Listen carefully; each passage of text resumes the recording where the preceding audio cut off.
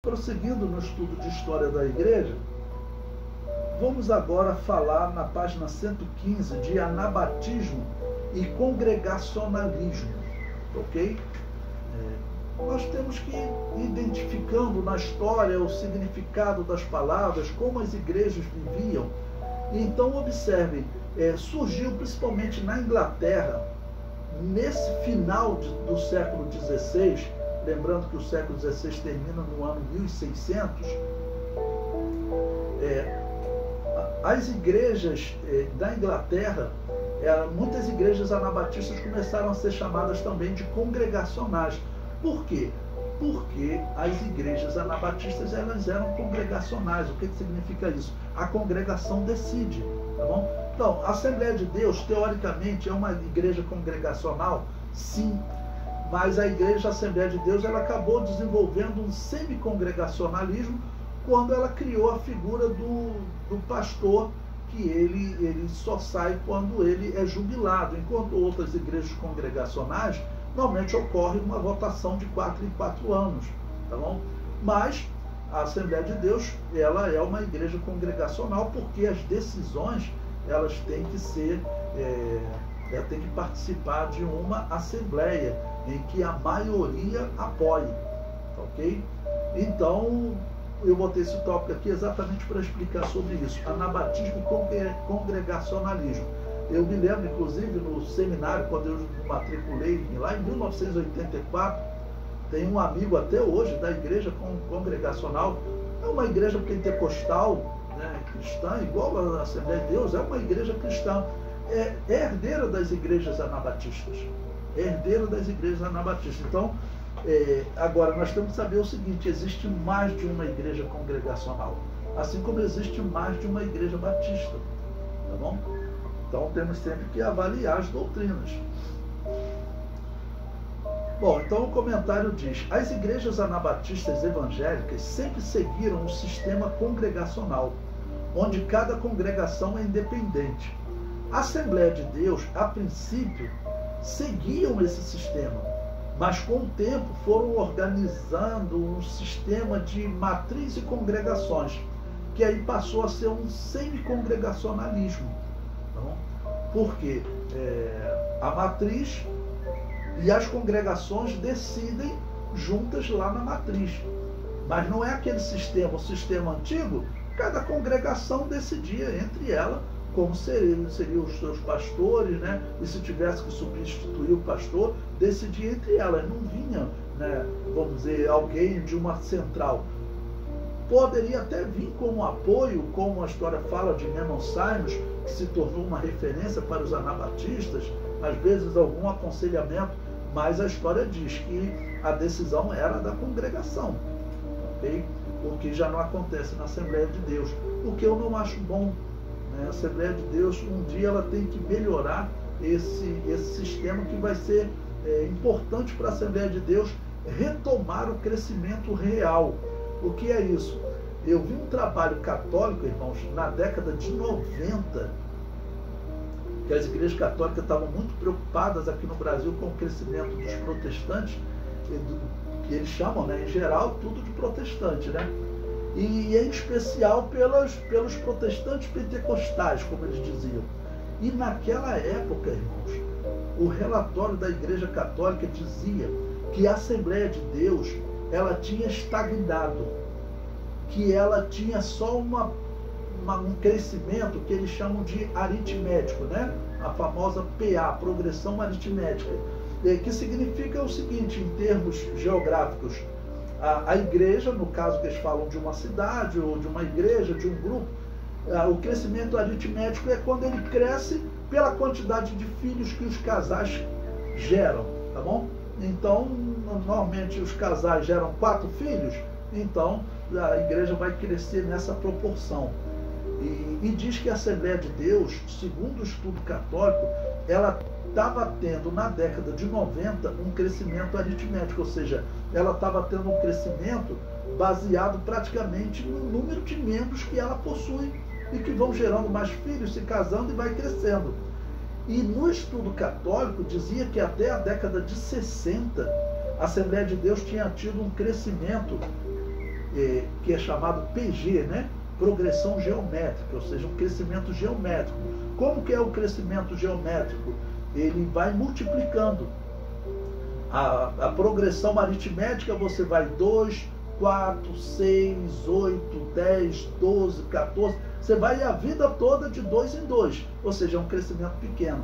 Já o crescimento geométrico é 2, 4, 8, 16, 32, 64, ou seja, ele vai sempre multiplicando, tá bom? Ele vai sempre multiplicando. Então, ele é um crescimento maior. E naquela pesquisa católica, eles diziam isso, tá bom? Hoje, a Assembleia de Deus, ela continua tendo um crescimento bom, tá bom? Mas, ao que parece, os estudos mostram que os crescimentos antes eram, vamos dizer, num número ainda mais elevado, né? Tá bom? Bom, o item 88 do material didático, ele diz os anabatistas e a Igreja Batista. Bom, eu tenho dito para vocês que nós vamos estudar a Igreja Batista como nós conhecemos hoje, do livro 5. Por quê? Ela vai nascer perto do ano 1611, 1610 em número redondo, ou seja, faltam cerca de 10 anos para a Igreja Batista, como nós conhecemos hoje, surgir, tá bom? Mas eles mesmos declaram nos livros deles que eles surgiram a partir de contato que eles tiveram com anabatistas holandeses, ou seja, as igrejas batistas elas surgem na Inglaterra, saindo das igrejas protestantes puritanas, eles abandonaram o batismo de recém-nascido, chegaram a se autobatizar, mas depois eles descobriram que tinham igrejas que mantinham o batismo de adulto desde os apóstolos, essas igrejas da Holanda. Então eles foram para a Holanda, lá eles receberam o batismo verdadeiro, tá bom? Vocês verão que eles tinham 3 batismos, talvez 4. Eles tinham o batismo católico, depois o batismo anglicano, aí saíram da igreja anglicana puritana, aí fizeram o batismo deles, se autobatizaram, e depois eles falaram, não, esse autobatismo não vale, e descobriram umas igrejas anabatistas e vão batizar eles. É essa história que eu estou preparando para vocês, que é uma história importante para nós entendermos a origem, né, das igrejas batistas. E vamos lembrar, a Assembleia de Deus saiu das igrejas batistas, tá bom? Em especial da Igreja de Deus nos Estados Unidos. Eu vou mostrar isso para vocês. O nome dela nos Estados Unidos é Igreja de Deus, mas que também foi uma igreja que saiu de igreja batista, pentecostal, tá bom? Bom, o item 88 do material didático diz os anabatistas e a Igreja Batista. Na metade do século XVI e no princípio do século XVII, bom, metade do século XVI, 1550, princípio do século XVII, 1610, tá bom? Nessa época, há uma súbita queda do apelido anabatista. Então, o que esse historiador está dizendo é o seguinte: as igrejas católicas e protestantes chamavam, né, essas igrejas que não aceitavam o batismo de recém-nascido, chamavam elas de anabatistas. Mas a partir de 1610, mais ou menos, nessa época que nós estamos estudando, o termo anabatista ele vai cair em desuso. E ele prossegue. E o aparecimento rápido do apelido batista em toda a Europa. Os batistas são a junção de diversos grupos anabatistas em torno desse nome, com a queda do prefixo ana, né, que seria para rebatizadores, né? Então vai ficar só batista, batizadores. E isso não aconteceu de repente ou de uma só vez. Foi necessário quase um século para que a junção dos anabatistas ao nome batista fosse possível. E só se tornou possível devido ao laborioso trabalho de resgate de pastores itinerantes que, levantados por Deus, uniram os diversos grupos ao nome batista e também ao nome menonita, de Menon Simon, né? E concluo, no início do século XVII, os anabatistas influenciam um grupo de reformados da Inglaterra, que eram reformados, eram protestantes, eu daria o nome dele para vocês, gerando os batistas, que mais tarde se dividirão em batistas gerais e batistas reformados. Então você já sabe que esse período que nós estamos estudando, segundo os batistas gerais ou reformados, terão outros tipos de batistas, né? Mas esses dois grupos, eles surgem a partir da igreja protestante. Tanto que eles têm a cruz no púlpito deles.